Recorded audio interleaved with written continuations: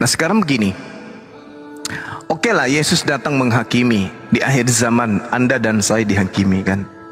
Tapi pola pengakuan beliau kan, dikatakan di dalam Matius 16:27 kan, anak manusia datang dalam kemuliaan Tuhannya, diiringi malaikat-malaikat. Pada waktu itu ia akan membalas setiap orang menurut perbuatannya. Jadi Islam akan dibalas dengan perbuatan Islamnya kan. Terus kemudian Kristen akan dibalas sesuai dengan perbuatan Kristen. Islam dihakimi duluan kan. Wahai Islam, ya paman, atas dasar siapa apa kamu menjadikan aku nabi dan rasul untuk Bani Israel? Maka umat Islam mengatakan atas dasar Al-Quran dan atas dasar Bible dan atas dasar pengakuanmu. Nah ini perbuatan umat Islam ini salah atau benar? Benar. Karena Yesus mengajarkan Bani Israel percaya bahwa engkaulah yang telah mengutus aku.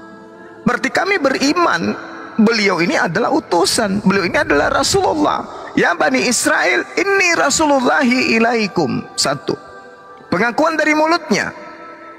Yohanes 5 nomor 36. Ada kesaksianku yang lebih penting dari kesaksian semua, bahwa semua pekerjaan mujizat, tanda-tanda kekuatan yang aku kerjakan, pekerjaan itulah yang aku lakukan sekarang, dan pekerjaan itu yang bersaksi tentang aku bahwa aku adalah Rasulullah. Lolos lagi umat Islam. Matius 15 nomor 24. Aku diutus hanya kepada domba-domba yang hilang dari umat Israel. Islam lolos lagi. Nabi di mana-mana tidak dihormati di tempat kelahirannya. Benar, lolos lagi umat Islam. Jadi tidak ada dasar pijakan kemudian untuk menjerumuskan umat Islam ke neraka ketika Yesus jadi hakim. Karena manusia akan diupah dengan perbuatannya. Apa upah orang yang beriman kepada Yesus bahwa dia adalah Rasul utusan Tuhan? Akulah jalan, akulah keselamatan, akulah hidup. Hidup kekal itu adalah mereka mengenal engkau satu-satunya Tuhan dan mengenal Yesus yang engkau utus. Umat Islam mengenal Yesus sebagai utusan. Berarti kami mendapatkan apa? Hidup kekal. Subhanallah. Nah sebaliknya, orang Kristen digiring, suruh berdiri semua. Ini kalian ini dari mana? Ya kami Kristen pengikutmu wahai Yesus. Coba buka celananya. Saya mau lihat nonotnya terpotong tidak? Ternyata tidak. Wah, kalian bukan pengikut saya, itu pakai helm, itu si Ucok masih pakai helm. Kenapa masih pakai helm itu? Ucokmu itu bukan pengikut saya berarti. Hah? Apa nggak panas Ucokmu 24 jam itu pakai helm terus, nggak pernah bernapas dia. Nanti mau muntah baru bernapas. Apa yang terjadi kemudian? Siapa yang memerintahkan kalian menyembahku? Siapa yang memerintah kalian membatalkan hukum Taurat? Siapa yang memerintahkan kalian melakukan ibadah minggu? Siapa yang memerintahkan kemudian menggantikan Tuhanku dengan aku? Enyahlah daripada aku, kalian semua adalah pembuat kejahatan. Itu apa upah daripada orang yang menyembah Yesus? Baca Matius 7 nomor 15 sampai 23. Apa upahnya? Enyahlah daripada aku, kalian semua adalah pembuat kejahatan. Matius 13 nomor 50, pembuat kejahatan dilemparkan ke dalam api neraka. Upah orang-orang yang menyembah Yesus neraka. Coba kita balik. Tidak Bang Suma. Bang, pengikut Yesus bukan penyembah Bang. Kalau pengikut Yesus itu di dalam Yohanes 10 nomor 27, aku mengenal pengikutku. Mereka mendengarkan aku dan mengikuti aku. Nah, Yesus menyembah Elohim, tidak menyembah anak Maria. Apakah Kristen mengikuti itu? Yesus puasa 40 hari 40 malam. Apakah Kristen mengikuti itu? Karena di dalam Yohanes 14 nomor 12, barang siapa yang percaya kepadaku, maka dia akan melakukan juga pekerjaan yang aku lakukan. Ayo, aku bersunat. Apakah Kristen melakukan itu? Aku puasa 40 hari 40 malam. Apakah Kristen melakukan itu? Ayo. Aku sabat. Apakah Kristen melakukan itu ibadah hari Sabtu? Aku menyembah satu Tuhan. Apakah Kristen melakukan itu? Aku sholat, sujud dalam beribadah. Apakah Kristen melakukan itu? Tidak. Maka Kristen bukan domba, tetapi serigala yang nyamar domba, ngaku-ngaku pengikut padahal pentuhan. Coba Anda baca Matius 7, waspadalah kepada nabi-nabi palsu yang datang kepadamu nyamar seperti domba padahal mereka adalah serigala. Dari ajarannya kau bisa lihat mereka. Apa ajarannya? Memanggil aku Tuhan, bermukjizat pakai namaku, mengusir setan pakai nama Yesus, bernubuat pakai nama Yesus. Siapa ini? Kristen. Jadi ketika ia datang sebagai hakim yang adil, menghakimi dan mengadili manusia seluruhnya dan mengupahnya dengan perbuatan masing-masing, maka Yesus bersaksi di hadapan Tuhan bahwa umat Islam ini adalah orang yang telah mendudukkan perkara yang hak, kebenaran sebagai pondasi keimanan mereka. Sedangkan Kristen ini adalah ibarat orang yang membangun rumah di atas pasir. Mereka melakukan satu tindakan keagamaan tapi tidak ada dasar pijakannya.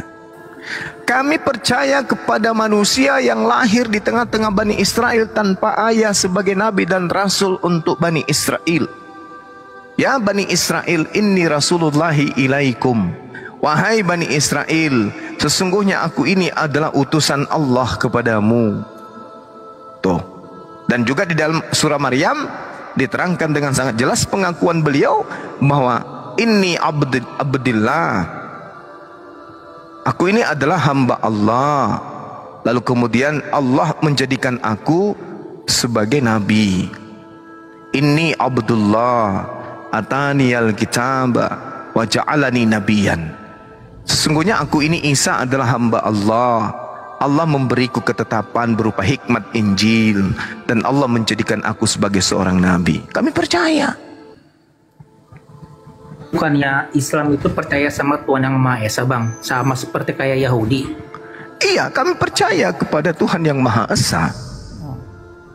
Dan berarti kami konsepnya dari Islam itu sama orang Yahudi, Bang. Dari persis juga, iya. Di sholatnya juga gitu. Iya, sama persis, karena kami berasal dari ajaran para nabi. Kami agama samawi. Kalau Kristen itu agama ardi, agama buatan, agama bumi. Makanya pembeda kita ada 3 agama yang sama. Kalau untuk Al-Qurannya, Bang, berarti kutipan dari Yahudi juga, Bang, sama? Bukan dikutip dari Yahudi Al-Quran itu. Al-Quran itu wahyu dari langit langsung kepada Nabi Muhammad. Jadi agama yang sama itu tentang akidah. 1, agama Yahudi. 2, agama Nasrani. 3, agama Islam. 3 agama ini adalah agama samawi. Itu. Nah, ini Kristen di mana posisinya? Agama Kristen ini adalah agama yang muncul di tengah-tengah kaum yang zalim yang ada di antara orang Nasrani. Jadi Nasrani di Yerusalem kan, Bang, ya? Kalau nggak salah ya? Apa? Betul. Betul. Oh, pantesan berarti orang Yahudi sangat benci sama orang Kristen dong kalau gitu waktu itu. Memang benci. Coba Anda baca Talmud. Apa yang orang Kristen, apa yang Talmud ceritakan tentang Kristen? Oh, ngeri kali. Diludahi. Ya. Orang Kristen itu diurapi sama Yesus. Nggak ada orang Kristen. Waktu si Paulus kan ngebantai orang Kristen kan, itu ke mana, ke Israel, terus pergi lagi dia ke Antikonia ya, kalau nggak salah ya. Antikonia bukan, Antikalonjing. Pokoknya itulah. Nah, itu dia kan Antioquia ya. Kan Yogyakarta. maaf. Nah, di situ dia waktu mau pergi ke situ tiba-tiba dia kan ketemu Yesus itu dia. Akhirnya dia sampai itu dia buta gara-gara mau ngebantai orang Kristen. Berarti kan orang Kristen itu kan diurapi sama Yesus. Tapi hati-hati pengakuan itu, karena Yesus mengatakan begini, waspadalah kepada nabi-nabi palsu yang mengaku bertemu dengan Mesias di padang gurun. Matius 26 nomor 24. Ayo. Tanda-tanda suara Yesus, Bang, dia manggil Saulus. Kenapa? Iya, itu adalah cerita Paulus sendiri. Makanya Yesus mengatakan, apabila ada orang berkata, saya bertemu Yesus di padang gurun, saya bertemu Yesus di dalam bilik ruang rahasia, kata Yesus sama, jangan kau percaya. Ayo, datang kalian percaya.